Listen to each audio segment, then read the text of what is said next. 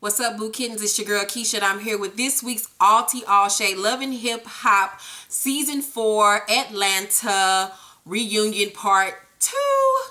So let's get straight into my review. Okay, so the reunion part 2 started off exactly where we left off last week with Joseline spilling all the tea about her, Stevie J, and Mimi's threesome. So she was like, she had Mimi over there to her condo and she ate her pussy all night and that it was fucking good. It was delicious. That motherfucker tastes like some Annihilator, some nerds up in this bitch, a Twix, a cupcake, a Twinkie. She had to get to the center. It was like a Tootsie Roll, Tootsie Pop. How many licks do you get to the center of the but then the real gag came in when she said that she had to beg Stevie to fuck me because he had fell asleep because he didn't want to fuck her.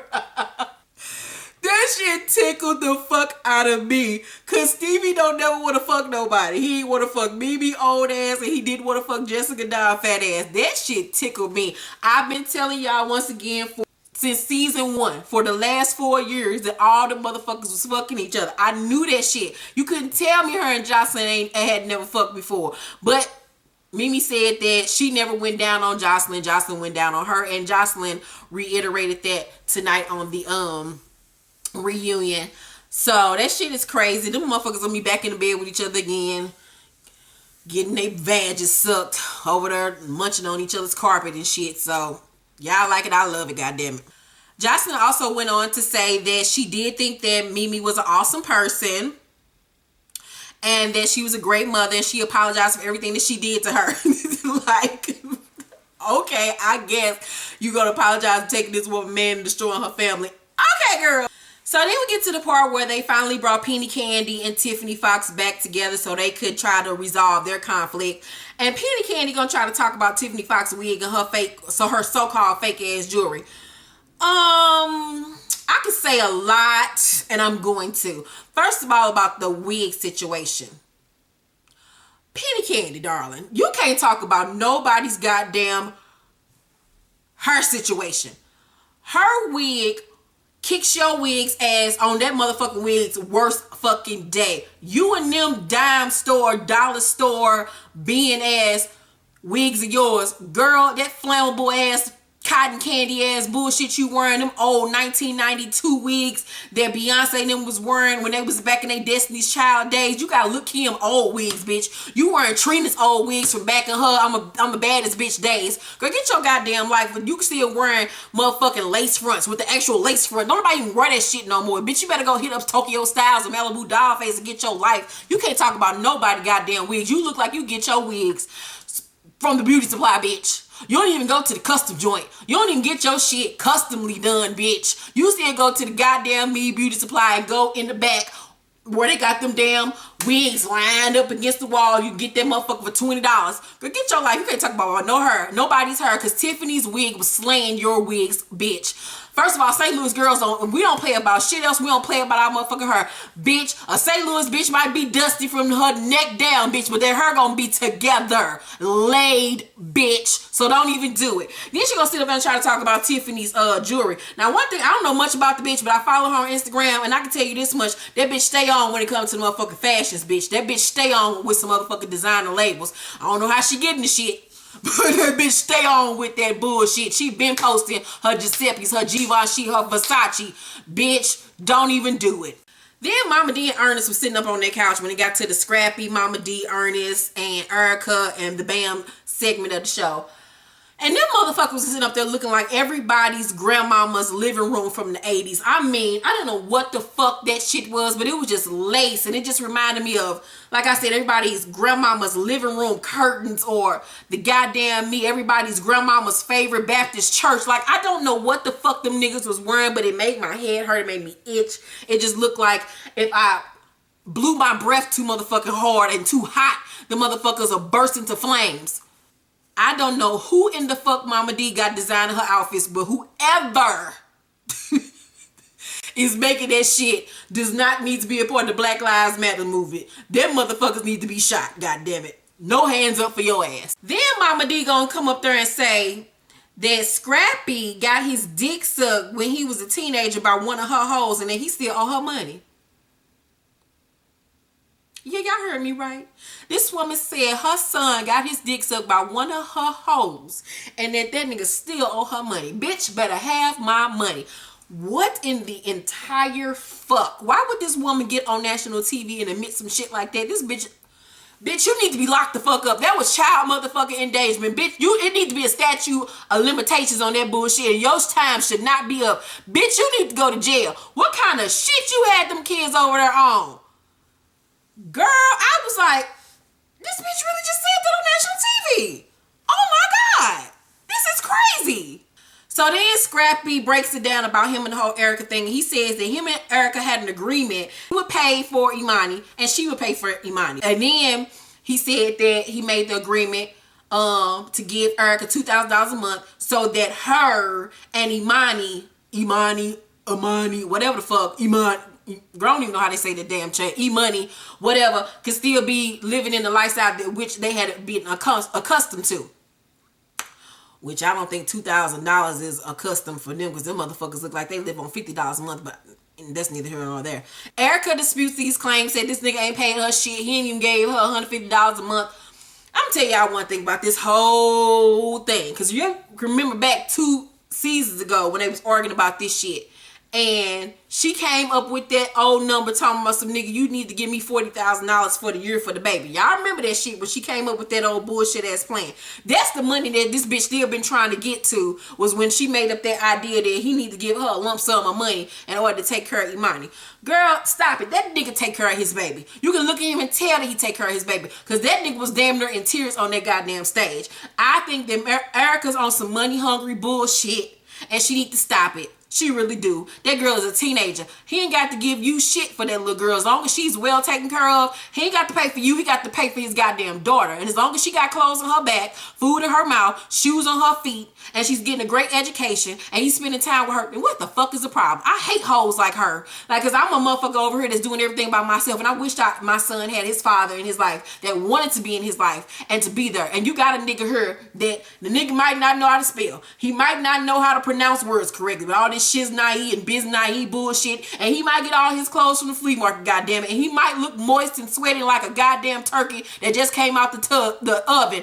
But goddamn it, this nigga over here trying to take care of his baby. Let that man take care of that damn baby and stop trying to get in this nigga pockets. You know he ain't got no goddamn money. This nigga ain't had a hit since Nuck If You Buck or whatever the fuck the goddamn song is, Don't Fight in the Club or whatever. This nigga ain't had a hit since 2002, bitch. You know this nigga ain't got no money. Look at his goddamn outfits. This shit was sewn together with one piece of thread. Girl, Erica, get somewhere and sit down. And it's obvious you ain't got no goddamn money. Look at that rough ass hair of yours, that fat ass, dry ass, pink moisturizer needing ass hair of yours. Girl, go sit down somewhere. You over here dating a football player, bitch, and you get on stage looking like that. This nigga couldn't get you a good sew in. What happened to your weave? Why you ain't promoting your weave? Because you ain't got no weave. Bitch, Barry tried to offer your ass some shimmer weave and you didn't want to take it. Bitch, you need all the shimmer in your life, goddamn. Sprinkle me, baby, sprinkle me.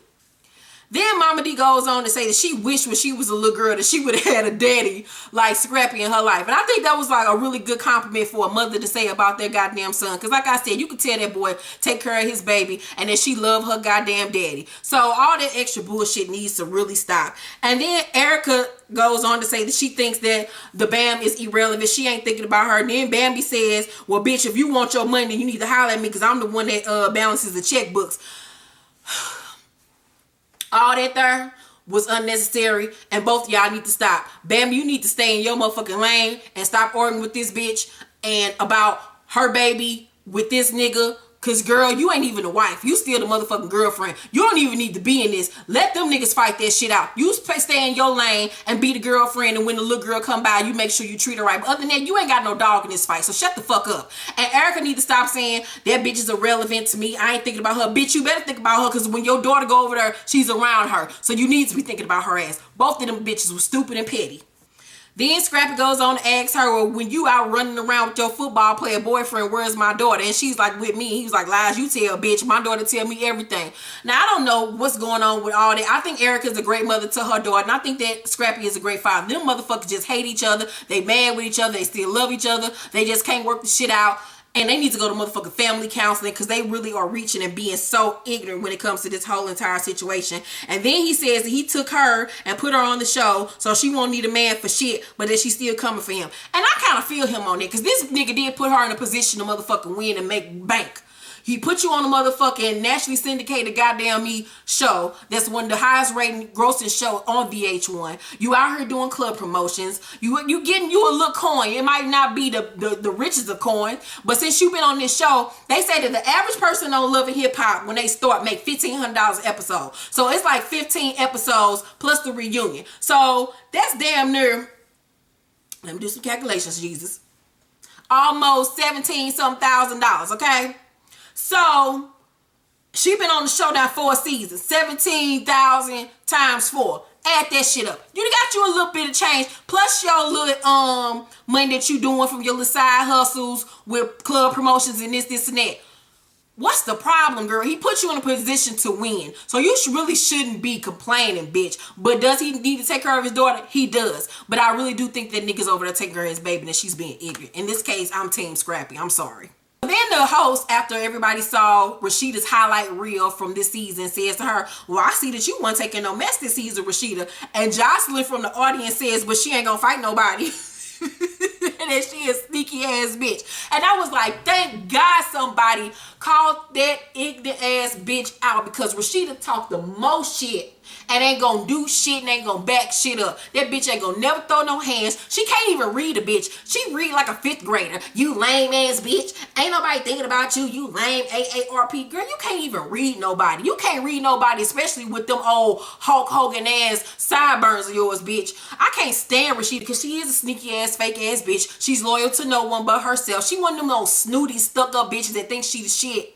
I don't like that bitch. She just got a bad vibe about her. Her energy is just all wrong. And I'm so happy Joseline called her ass out. Bitch, you ain't gonna do shit. And you see, she sat there and was just like, girl, shut up. You don't even know me. But ain't nobody got to know you personally to see what kind of bitch you are. You a bitch that I couldn't fuck with ever in life. Because I don't like her. Anywho.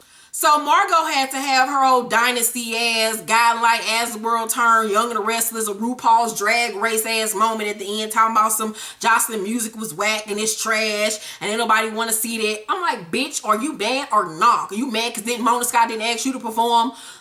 Never want to start a war, bitch. You had your performance on the show. Shut the fuck up. Joseline to put her motherfucking time in to get her fucking performance. Stop hating, bitch. I liked Margot up until that point because, like, girls, get somewhere and sit down. You was doing too much, trying to get attention, and you look fucking stupid. Like, girl, have several. And after watching both reunion shows, I came to the conclusion, especially after just peeping Joseline's mannerisms and the shit that she was saying. She is only fucking with Stevie now at this moment for a check. She is not here for that nigga no more. That bitch that finally got in her head that this nigga need me. I don't fucking need this nigga, and I put this nigga on. I am the star of this shit, and I will be fine with or without this nigga. So I'm happy she finally came to that realization. You can just tell, like, her whole mannerism, she was just like, like, I'm here, but I'm really not here for your ass, nigga. I'm tired of doing these antics. Every motherfucking season, you get on Twitter, call me a hoe, saying I'm fucking somebody, I'm on drugs, hacking into my Twitter and Instagram account when you get mad. She's over that nigga, and that nigga is hanging on by a thread. He better hope that he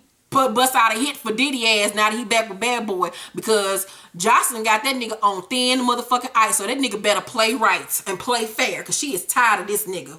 And then at the end, I was just tripping off how the fact that last season, on the season 3 reunion, Joseline beat everybody up. She beat everybody's ass.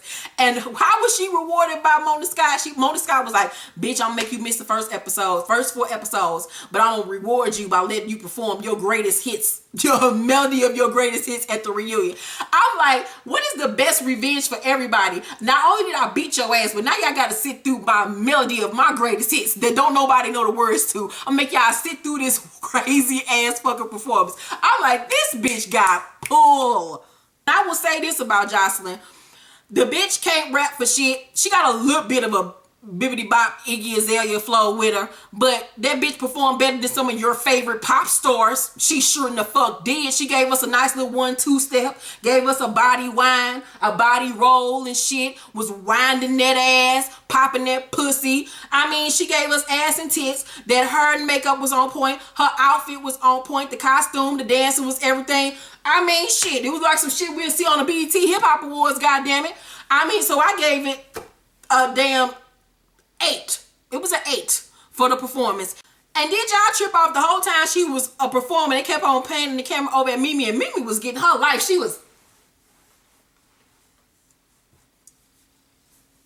I was like, girl, you want to be Joseline's friend so bad. You and that old thirsty ass Penny Candy want to be on this bitch team so bad. So then at the very end of the episode, Joseline and Stevie was on stage, and they was hugged up, and, you know, they had already announced that they going to have their own spinoff show.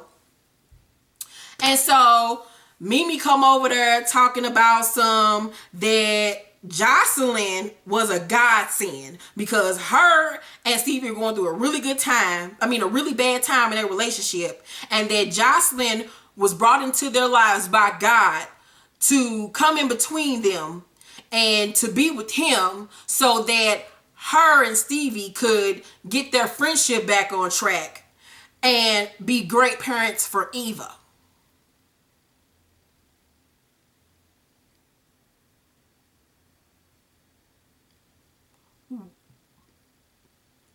What, bitch? What?